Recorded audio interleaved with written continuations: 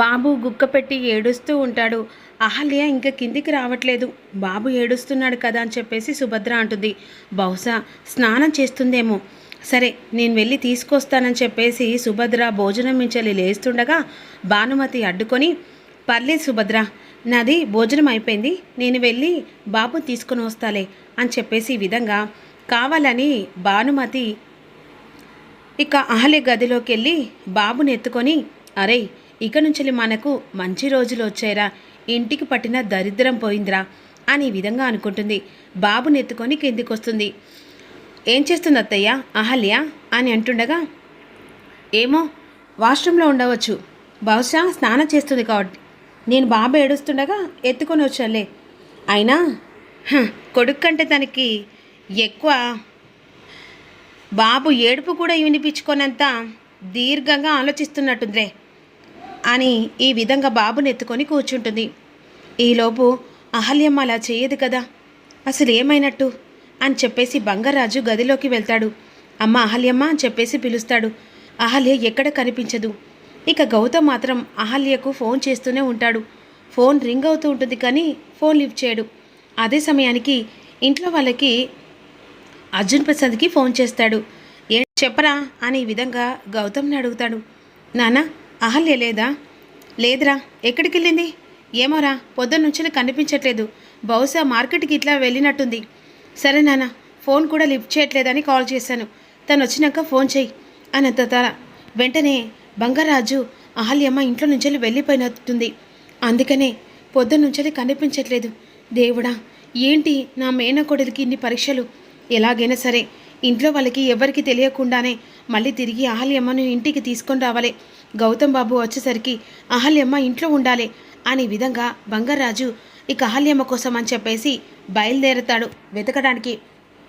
ఇక ఫోటో పట్టుకొని, సెల్ ఫోన్లో ఉన్న అహల్య ఫోటో పట్టుకొని ఊరంతా గాలిస్తూ అందరికీ చూపిస్తూ కనిపించిందా అని చెప్పేసి అడుగుతూ ఉంటారు. మరోవైపు ఎంతసేపు అవుతున్నా ఇంకా అహల్య రాదేంటి అని చెప్పేసి గుక్కపట్టి ఏడుస్తున్న బాబును ఊరుకోపెడుతూ ఉంటుంది. అసలు పొద్దున్నుంచి అహల్య ఎక్కడికి వెళ్ళినట్టు, అసలు ఏమైంది అని చెప్పేసి భానుమతి ఇక ఈ విధంగా సుభద్రను మరిపించడానికి, అది ఎక్కడ తిరగడానికి వెళ్ళిందో లేదత్తయ్య, అహల్య బాబును అంతా వదిలిపెట్టి వెళ్ళదు, నాకు తెలుసు కదా అని అన్న తర్వాత, ఈలోపు నిజం తెలుస్తుందా ఏంటి? తెలుస్తేముంది, అది ఊరి వదిలిపెట్టి ఎప్పుడో వెళ్ళిపోయింది కదా అనే విధంగా భానుమతి మనసులో అనుకుంటుంది. మరోవైపు గుడి దగ్గరికి వస్తాడు. గుళ్ళో అహల్య బాధపడుతూ ఏడుస్తూ ఉంటుంది. తన కొడుకును జ్ఞాపకం చేసుకుంటుంది. అక్కడి గుళ్ళోకి వచ్చిన బంగారాజు అందరినీ అడుగుతుండగా అదే సమయానికి ఇక గుడి పక్కన అలా కూర్చున్న అహల్యను గమనిస్తాడు.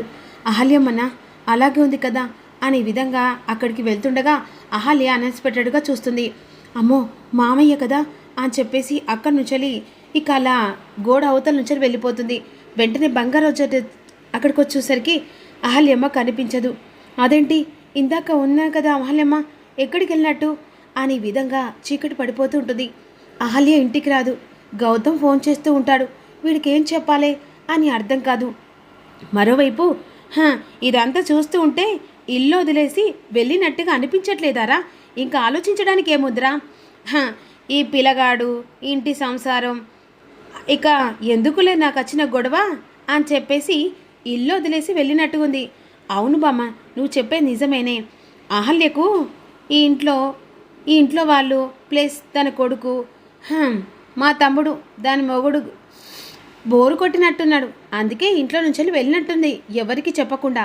ఏం మాట్లాడుతున్నారు? అహల్య ఎప్పుడు అంత అసభ్యంగా ఆలోచించదు. అదేంటమ్మా నీ కోడలనిసరికి అంత ఉలిక్కి పడుతున్నావు? అవును, తన గురించి నాకు తెలుసు కాబట్టి అలా మాట్లాడుతున్నాను. మీరు అంతలా అపార్థం చేసుకోవాల్సిన అవసరం లేదు. అహల్య ఎలాంటిదో నాకు బాగా తెలుసు. ఏమండి, వెంటనే పోలీస్ కంప్లైంట్ ఇద్దామా?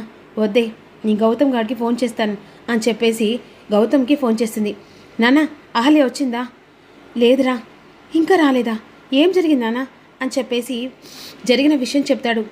అహల్య పొద్దున్నుంచి కనిపించట్లేదురా, అసలు ఎక్కడికి వెళ్ళిందో అర్థం కావట్లేదు అనేసరికి గౌతమ్ ఇక అర్జున్ ప్రసాద్ మాటలు విని షాక్ అయిపోతాడు.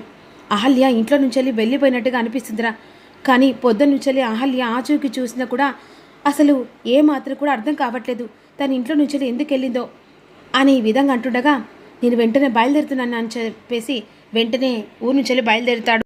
అహల్య ఇక ఇంటికి రాలేదని తెలుసుకున్న తెల్లేసరికి ఇంట్లో ఉంటాడు. గౌతమ్ ఇంట్లో వాళ్ళు అసలు అహల్యని ఏమన్నా అన్నారా అని ఈ విధంగా నిలదీస్తుండగా ఎవ్వరూ ఏం కూడా సప్పుడు చేయడు. అసలు అహల్య ఇంట్లో నుంచి ఎందుకు వెళ్ళినట్టు అని ఈ విధంగా గొడవ చేస్తూ ఉంటాడు. ఇక మరోవైపు యామిని ఎలాగైనా మళ్ళీ అహల్య గౌతమ్ జీవితంలోకి వస్తుంది. అసలు అహల్య లోకాల్లో లేకుండా చేస్తే దాన్ని ఎలాగైనా పట్టుకొని రౌడీల చేత చంపిస్తే సరిపోతుందని చెప్పేసి వెంటనే రౌడీలకు ఫోటో పంపించి అది ఎక్కడ కనిపించినా సరేరా దాన్ని చంపి పడేయండి అనేసరికి సరే అమ్మా నీకు ఎలాగైనా సరే ఈ డెడ్ బాడీని మీకు చూపిస్తాం అని ఈ విధంగా రౌడీలను పురమాయిస్తుంది. మరోవైపు గౌతమ్ అహల్యను ఎవరు ఏమన్నారు నిజం చెప్తారా లేరా? అహల్య అన్ఎక్స్పెక్టెడ్గా ఇంట్లో నుంచి అని వెళ్ళిపోదు. అసలు ఏంట్రా నీ పెళ్ళాం గురించి ఏదో మేము అన్నట్టుగా నీ పెళ్ళాన్ని రాసి రంపన పెట్టినట్టుగా మాట్లాడుతున్నావు. దానికి ఇల్లు నచ్చలేదు కాబట్టి నువ్వు నచ్చలేదు కాబట్టి ఇంకొని చూసుకొని పోయినట్టుంది అని భానుమతి మాటలకు ఇంకొకసారి నా భార్య గురించి మాట్లాడితే మర్యాదగా ఉండదు. గౌతమ్ గట్టిగా అరుస్తాడు. ఎవరో కావాలని నా భార్యను బాధ పెట్టి పంపించారు. అవును బాబు, అహల్యమ్మ ఊరికే వెళ్ళలేదు. అహల్యమ్మ ఇంటి కోసం బాబు కోసం ఆలోచించి వెళ్ళింది. ఏం మాట్లాడుతున్నా బంగారాజు? అవును బాబు, ఈరోజు నేను ఇంట్లో ఉండనివ్వకున్నా పర్లేదు, ఇంట్లో నుంచి నన్ను ఉద్యోగం నుంచి తీసేసినా పర్లేదు, కానీ అహల్యమ్మను కావాలని ఇంట్లో నుంచి పంపించింది భానుమతి అమ్మ. ఆ రోజు ఈ ఇంటికి వారసు రాకముందుకే అగ్రిమెంట్ పేపర్ మీద సంతకం పెట్టుకుంది ఇంట్లో నుంచి వెళ్ళిపోవడానికి. ఇప్పుడు భానుమతమ్మ కావాలని చెప్పేసి ఇక అహల్యమ్మను ఇంట్లో నుంచి బయటికి పంపించింది. ఈరోజు అహల్యమ్మ వెళ్ళిపోవడం కారణం ఓ రకంగా భానుమతి అమ్మనే. కావాలంటే మీరు అడగండి అనేసరికి చెప్పు బామ్మ, బంగారాజు చెప్తుంది నిజమేనా? ఏంటిరా ఏంటి లేనిపోని నా మీద నిందలు వేస్తున్నావా? నిజం కాదని చెప్పండి అమ్మా. ఈరోజు అహల్యమ్మ వెళ్ళిపోవడం కారణం నువ్వే కదా? నిజం చెప్పు బామ్మ. కావాలని నువ్వు నా భార్యను టార్చర్ పెట్టి పంపించావు కదా? అవునరా పంపించాను. ఆ నష్ట జాతకురాల్ని అది ఎవడికి పుట్టిందో తెలియని దాన్ని పంపించాను. అది ఇంట్లో ఎప్పుడైతే అడుగు పెట్టిందో అప్పుడే ఇంటికి మనశ్శాంతి లేకుండా పోయిందిరా. అతిథి ఇంటి కోడలు కావాల్సింది కాకుండా పోయింది కాబట్టే దాన్ని ఇంట్లో నుంచి శాశ్వతకు పంపిస్తే అతిథి ఇంటి కోడలు అవుతుందని దాన్ని బయటికి పంపించండా. ఇప్పుడు సంతోషంగా అది ఎక్కడికి వెళ్ళిందో ఏడ చచ్చిందో హ్యాపీగా అతిథి మెడలో తాళి కట్టేయి. అతిథి ఇంటి కోడలు అవుతుంది. ఆ తర్వాత అందరూ సంతోషంగా 2 కుటుంబాలు ఉంటాయి. ఆడ నీ చెల్లెళ్ళు కాపురం కూడా చక్కగుంటుంది. నేను తీసుకున్న నిర్ణయంలో తప్పేముందిరా అనేసరికి కోపంతో ఆ మాటలు విన్నా ఇక గౌతమ్ భానుమతి మీదికి చెయ్యెత్తుతాను. ఇంత నీచంగా ఎలా ఆలోచించగలుగుతున్నావు? నా భార్యను ఇలా నీ ఇష్టం ఉన్నట్టు మాటలతో బాధ పెట్టి ఇంట్లో నుంచి పంపించావా అని చెప్పేసి షాకింగ్గా అందరూ ఆశ్చర్యంగా చూస్తూ ఉంటారు. మరి గౌతమ్ నిర్ణయం వెనకాల ఎలాంటి నిర్ణయం ఉందో తెలుసుకుందాం రేపటి చెప్పుకుందాం.